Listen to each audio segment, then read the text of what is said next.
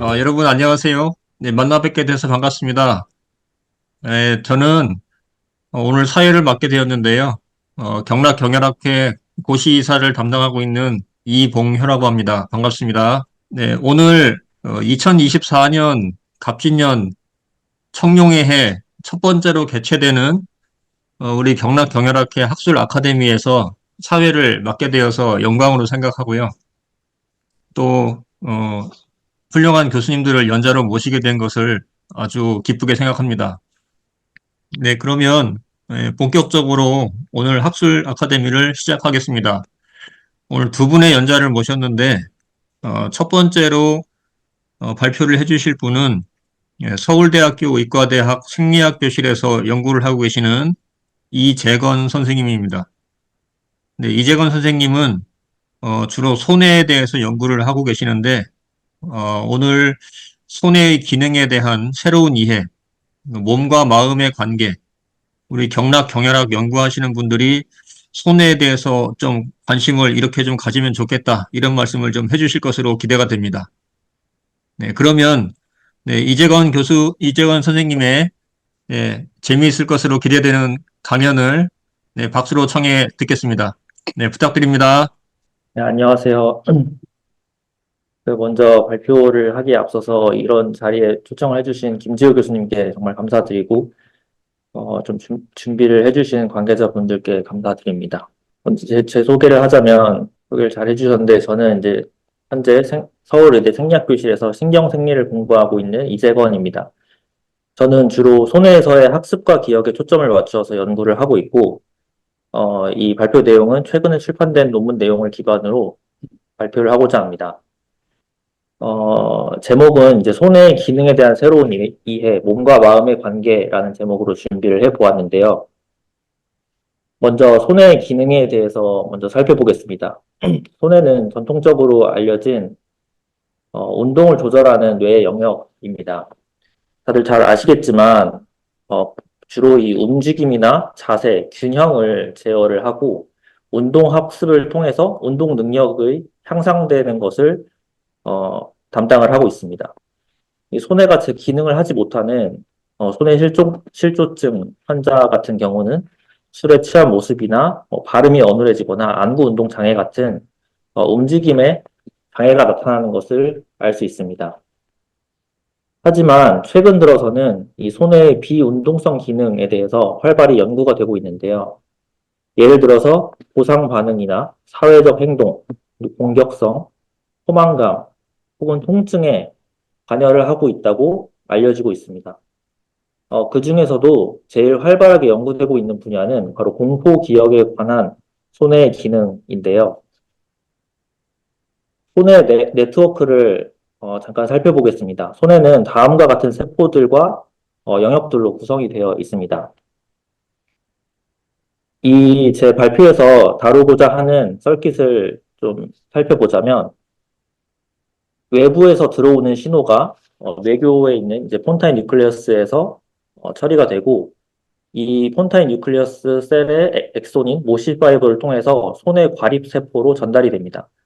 그리고 이 손해 과립 세포의 엑소닌 또 평행 섬유라는 이 패럴 파이버를 통해서 퍼킨지 세포로 전달이 되게 되는데요. 이 퍼킨지 세포는 손해에서 가장 중요한 세포로서 손해의 주세포라고 알려져 있습니다. 근데 이제 제가 공포 기억에 관한 연구를 발표를 하고자 하는데, 공포 기억은 사실상 다음과 같은 영역에서 잘 알려져 있는 기능입니다. 전두엽이나 해마, 그리고 편도체, BNST, 시상과 같은 영역에서 공포 기억을 담당한다고 알려져 있었고요. 2015년에 발표된 리뷰 논문에 따르면 여기에서도 손해는 공포 네트워크에 포함되지 않는 것을 보실 수가 있습니다.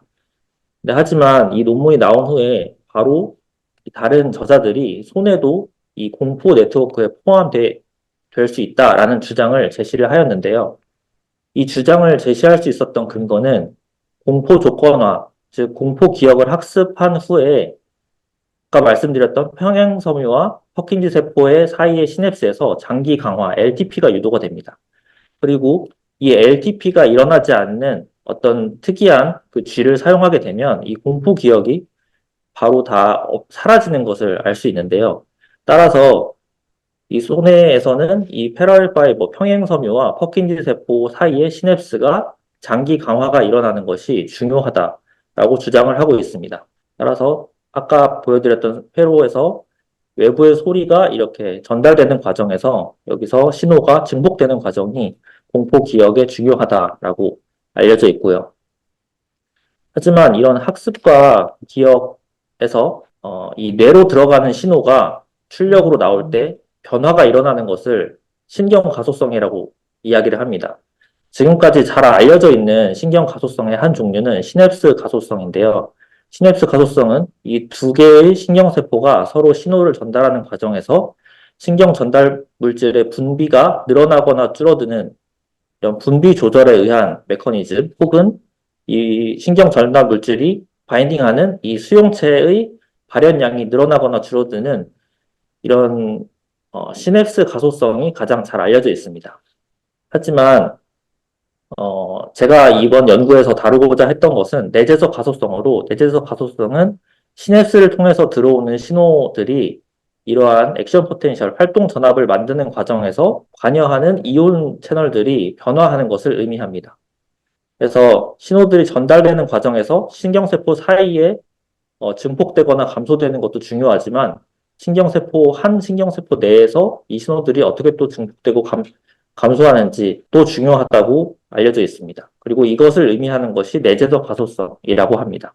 따라서 저는 이제 이 평행섬유와 퍼킨지 세포 사이에 존재하는 이 LTP 외에도 퍼킨지 세포의 흥분성이 과연 이 공포 기억에도 중요한지를 알아보고자 이번 연구를 진행을 했고요.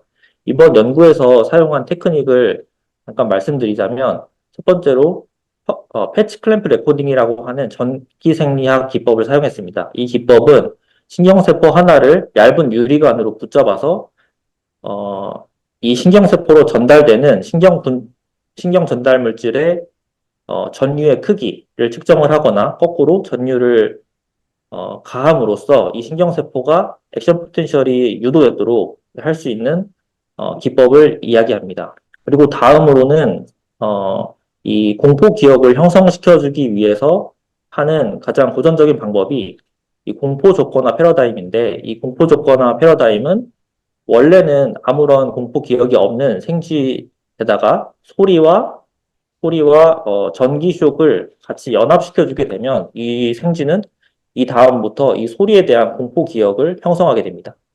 그래서 이런 공포 조건화 패러다임을 통해서 기억을 형성시켰고요.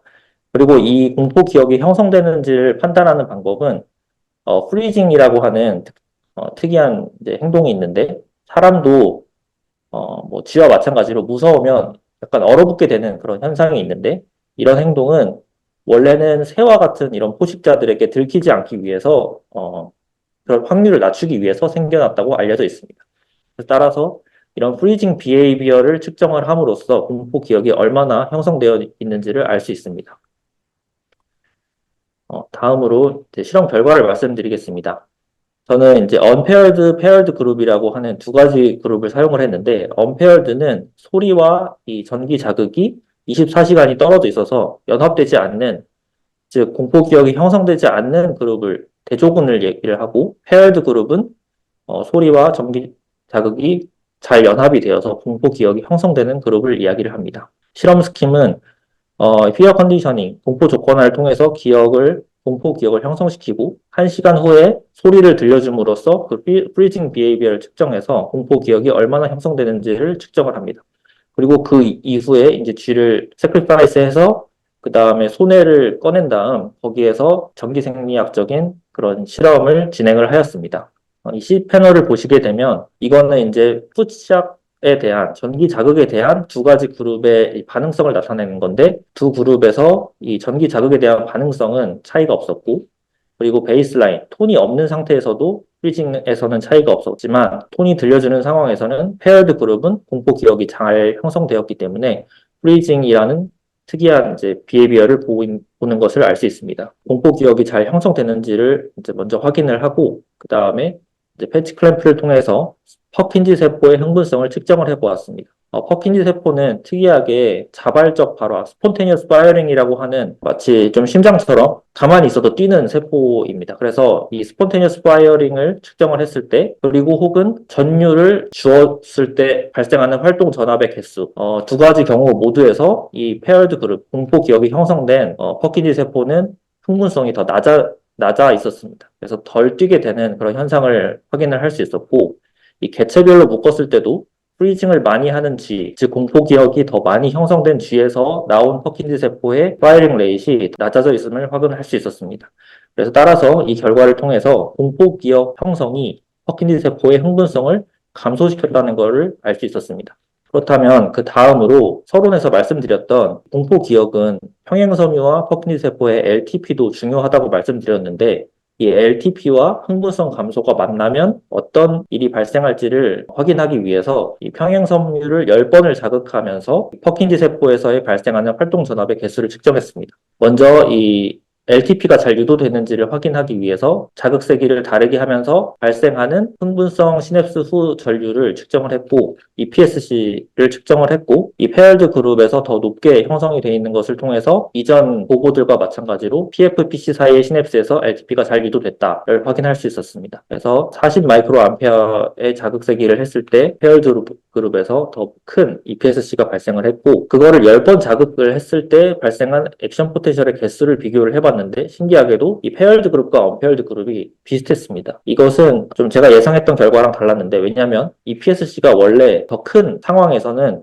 그것이 더 많은 액션 포텐셜을 유도할 것으로 기대를 하기 때문에 더 많은 이제 개수가 나올 거라고 생각했지만, 결과적으로 놓고 보면 이런 상황을 이제 상상할 수 있을 것 같습니다. 소리가 들어왔을 때 뉴로 트랜스미터가 이제 분비가 되고, 그 다음에 이 퍼킨지 세포에 존재하는 이 덴드라이트에 더의 LTP가 유도됐기 때문에 이 페럴드 그룹은 더 큰 EPSC가 나타납니다. 근데 이제 그 멤브레인에 있는 어떤 이온 채널들의 변화로 인해서 흥분성이 감소를 했고, 이것이 잘 균형을 이루면서 결과적으로 비슷한 수준의 흥분성, 그러니까 즉 액션 포텐셜의 개수가 유도가 되었다. 이렇게 이야기를 할 수 있을 것 같습니다. 그래서 다시 말씀드리면 공포 조건화 이후에 발생하는 현상은 평행섬유와 퍼킨지 세포 사이의 LTP가 유도가 되고, 그것과 균형을 맞추는 흥분성 감소가 같이 동반된다라는 것을 알 수 있습니다. 다음으로는 이러한 현상이 왜 필요한지 혹은 또 얼마나 지속되는지를 알아보기 위해서, 아까는 1시간대의 흥분성을 측정을 했지만 이제 24시간대 흥분성을 측정을 해보았을 때 이 퍼킨지 세포의 흥분성이 1시간대는 감소했다가 24시간 안에 다시 회복을 하는 것을 알 수 있었습니다. 따라서 다시 말하면 이 퍼킨지 세포의 흥분성은 공포 기억이 형성된 초기 단계에 굉장히 중요한 어떤 역할을 할 것이다 라는 것을 알 수가 있었습니다. 따라서 이제 이 1시간대의 어떤 퍼킨지 세포의 흥분성을 조절을 하고자 하였고, 그 1시간대 퍼킨지 세포의 흥분성을 조절을 하기 위해서 광유전학적인 방법을 사용했습니다. 광유전학은 빛에 반응하는 어떤 단백질을 이용하는 방법으로 이를 사용하면 세포의 흥분성을 빛으로 조절을 할 수 있게 됩니다. 저는 두 가지의 광유전학적인 툴을 사용을 했는데, 첫 번째로는 SSFO라고 하는 것은 파란색 빛을 쬐어주게 되면 흥분성이 증가하고, 노란색 빛을 쬐어주면 흥분성이 원래대로 돌아오는 그런 툴입니다. 그리고 이 MPHR이라고 하는 것은 노란색을 쬐어주게 되면, 노란색 빛을 쬐어주게 되면 흥분성이 감소하는 툴을 이야기를 합니다. 그래서 이러한 두 가지의 툴을 각 다른 쥐에게 발현을 시켜놨고, 공포 기억이 형성된 후 1시간 후에 퍼킨지 세포의 흥분성을 올리거나 이제 낮췄을 때 어떤 현상이 일어나는지를 확인했습니다. 이때의 이 흥분성을 조절한 후에 이제 24시간대 공포 기억이 어떻게 변하는지를 확인을 해보았는데, SSF, 즉 이 1시간대의 퍼킨지 세포 흥분성을 올린 쥐들은 공포 기억이 컨트롤에 비해서 더 많이 형성이 되었고, 퍼킨지 세포의 흥분성을 낮춘 쥐들은 공포 기억이 덜 형성이 되어 있었습니다. 그리고 이제 이러한 현상이 어떻게 유도가 될 수 있는지를 알아보기 위해서 제가 조절한 퍼킨지 세포의 흥분성이 LTP를 거꾸로 다시 조절을 하지 않았을까라는 생각을 하고, 아까 측정했었던 평행섬유와 퍼킨지 세포의 시냅스를 확인을 하였습니다. 이 평행섬유 퍼킨지 세포 시냅스 세기를 측정을 해보았을 때, SSF, 퍼킨지 세포의 흥분성을 높인 그룹에서는 EPSC가 더 컸고, 이 낮춘 그룹에서는 더 낮았습니다. 그리고 이거를 개별 세포로 확인을 하였을 때도 흥분성이 더 많이 증가한 세포일수록 LTP가 더 증가가 많이 돼 있었고 항목성을 낮춘 세포일수록 LTP가 더 감소해 있었습니다. 이거를 1시간대의 데이터와 24시간대의 데이터를 종합을 해서 플로팅을 해보았을 때 이 그래프가 어떤 의미를 갖냐면 빨간색이나 이 회색 직선은 정상적인 학습을 했을 때의 LTP 정도를 의미합니다. 이 두 가지 그룹은 모두 제가 이제 퍼킨스 세포의 흥분성을 조절을 시키지 않은 그런 정상 그룹의 수준의 세포들을 의미하는데 정상 학습을 한 쥐들은 이 정도의 LTP를 유도를 하지만 퍼킨스 세포를 더 흥분하게 만든 쥐들 같은 경우는 LTP가 더 많이 일어나서 결국에는 기억이 강화됐다고 볼 수 있고 퍼킨스 세포의 흥분성을 낮춘 세포들 같은 경우는 LTP가 덜 일어나서 거의 메모리가 형성되지 않은 그룹과 거의 유사하게 LTP가 데피시시 일어나서 결과적으로 기억의 감퇴가 일어났다라고 볼 수 있습니다. 요약을 하자면 공포 조건화는 퍼킨스 세포의 내재적 흥분성을 낮추는데 이 낮아진 흥분성은 생쥐의 공포 반응의 정도, 더 많이 프리징을 하는 정도와 강한 네거티브 코릴레이션이 있었습니다. 그리고 이러한 낮아진 흥분성, 내재적 가소성은 LTP를 의미하는 이 시냅스 가소성과 균형을 이루면서 어느 정도 세포가 정상적인 파이어링을 할 수 있도록 밸런스를 이루는 역할을 하는 것을 확인을 하였고, 그리고 이제 공포 학습이 일어난 지 1시간 후에 그 공포 기억 초기 단계에서 광유전학적인 방법으로 흥분성을 조절하면 공포 기억의 정도도 변화하고 마찬가지로 시냅스 가소성에도 영향을 준다는 것이 연구 결과입니다.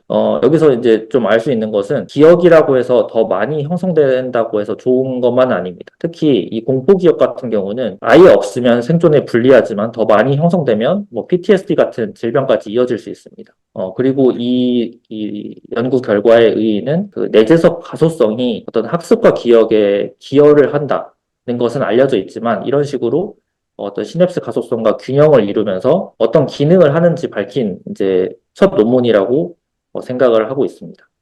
이 논문 결과와 이제 외적으로 제목을 제가 몸과 마음의 관계라고 좀 거창하게 지었지만 이 몸과 마음의 관계는 이제 제가 이 연구를 진행을 하면서도 굉장히 이슈가 되었던 부분입니다. 왜냐하면 이 프리징이라는 공포 반응은 어쨌든 움직임을 이제 덜 하고 하는 그런 반응이기 때문에 이 손해 연구를 이 공포 기억을 손해에서 연구를 하는 이제 모든 연구자들이 겪는 그런 이제 문제점이긴 한데 왜냐하면 이거는 공포라는 감정이 조절된 게 아니고 운동이 어떤 실조가 일어나서 프리징을 못 하는 거다 아니면 더 많이 하는 거다라는 이런 공격을 받을 수 있습니다. 그래서 어찌됐든 저는 이제 이런 공격을 피하기 위해서 손의 퍼킨지 세포를 조절하는 거는 소리에 대한 공포 기억만 달라지고 어떤 공간에 대한 일반적인 공포 기억은 달라지지 않는다는 그런 결과를 통해서 방어를 했지만 항상 이런 질문을 받을 때마다 어떤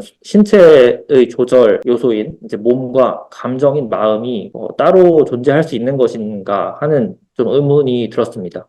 그러던 와중에 작년에 네이처에 나온 논문에 따르면 이 그룹에서 이 쥐의 심장의 그 광유전학적인 방법을 통해서 심장을 그냥 단순히 빠르게 뛰게 만들었습니다. 그래서 다른 거는 건드리지 않았고 심장만 빠르게 뛰게 만들었는데도 불구하고 이 쥐는 걱정이라는 감정이 유발이 되었는데요. 이 논문이 좀 한때 히트를 쳤기 때문에 이 논문을 이제 인용한 다른 기자들이나 뭐 논문들에서 이러한 이제 결과를 통해서 알 수 있는 거는 우리가 명상법 같이 이제 호흡을 느리게 하는 그런 것들이 어찌됐든 우리가 마음을 좀 안정시키는 데 도움이 되는 건 알고 있지만 그게 왜 가능한지는 몰랐다. 근데 이러한 결과를 통해서 우리는 몸과 결과적으로 이제 멘탈과 헬스, 몸과 마음이 굉장히 이제 유기적으로 잘 연결이 되어 있다는 거를 다시 한번 생각을 해야 된다. 이런 이제 주장이 되었었습니다. 그리고 이제 이 논문을 봤을 때 어찌됐든 저희는 이제 한의학에서 이 5장과 7정의 배속을 통해서 이 장기와 어떤 7정의 관계가 있다는 거는 이제 알고 계실 겁니다. 그리고 이 동의보감의 텍스트를 연구한 논문에서도 이 장기와 감정의 연결이 뚜렷하게 나타난다. 이런 걸 알고 있고 이러한 부분에 있어서는 좀 한의학적인 요소들이 오히려 이제 의학의 과학적인 증명을 하는 데 있어서 도움이 많이 될 수 있겠다 이런 생각을 하였고요. 그리고 또 이러한 논문뿐만 아니고 한때 좀 유행을 했던 내용인데 겉 브레인 엑시스도 마찬가지로 뇌랑 좀 상관이 없을 것 같았던 이 장내 미생물들이 어쨌든 뇌에 영향을 줄 수 있다 이런 이제 논문들이 좀 많이 나오기 나왔었고, 이 장내 미생물들이 막 제2의 뇌라고 불리면서 이 우울증이나 이 앵자이티 이런 거를 좀 치료하는 데 도움이 될 수 있다. 이런 것도 이제 보고가 되었었습니다. 그리고 이제 제가 발표를 좀 준비를 하면서 이제 생각을 해봤는데, 좀 이처럼 이제 인체는 기존에 알려진 이런 기관계통을 떠나서, 뛰어넘어서 새로운 연결성이 좀 밝혀지고 있고, 이러한 흐름에서 이제 이미 한의학이 이런 한의학적인 이론들이 이런 걸 좀 뛰어넘고 있기 때문에 이 복잡한 이제 인체 생리의 연결성을 이해하는 데 좀 많은 도움이 될 것이라고 생각을 했고요. 그리고 마지막으로 이제 저는 이 김상정 교수님 연구실에서 박사과정을 하고 있고 이용석 교수님과 같이 공동 지도를 받고 있습니다. 그리고 이 같이 이 연구를 진행해 주신 선생님들과 그리고 제가 오늘은 발표를 못 드렸는데 이 손해에서 통증 치료에 좀 이용을 할 수 있다. 그러니까 통증 신호가 손해로 들어가서 통증 치료에 손해를 이용할 수 있다는 이제 논문을 또 준비를 하고 있는데, 이 경희대학교 한의대 생리학 교실의 김성광 교수님이 많은 지도를 주고 계십니다. 네, 제 발표는 여기까지고요. 발표 들어주셔서 감사합니다.